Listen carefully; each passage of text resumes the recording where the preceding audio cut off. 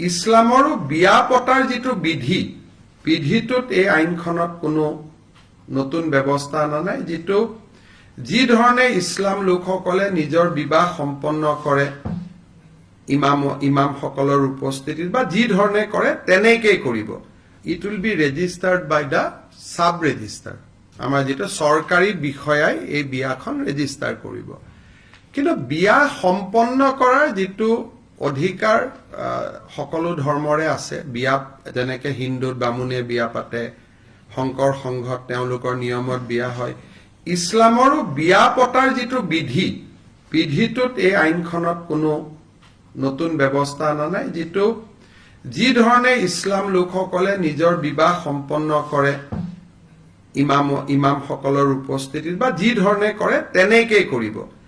Only restriction is on registration আগত ৰেজিষ্ট্ৰেচনটো কাজিয়া কৰিছিল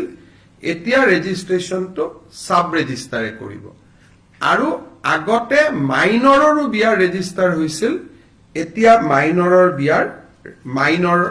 ছোৱালীৰ বিয়া ৰেজিষ্টাৰ হ'ব নোৱাৰে গতিকে এই এটা আমাৰ important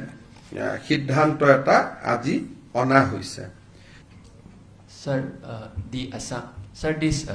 Assam compulsory registration of divorce bill, can you just give us a small brief on Hindi for our? देखिए हमारे जो मुस्लिम विवाह होते थे उनको काजी रजिस्टर करते थे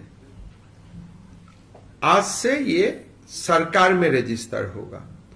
और उस बिल में पहले प्रावधान था कि माइनर का मैरिज भी रजिस्टर हो सकता है आज से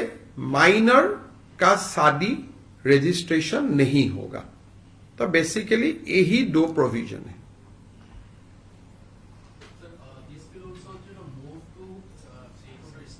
basically child marriage we want to attack on the child marriage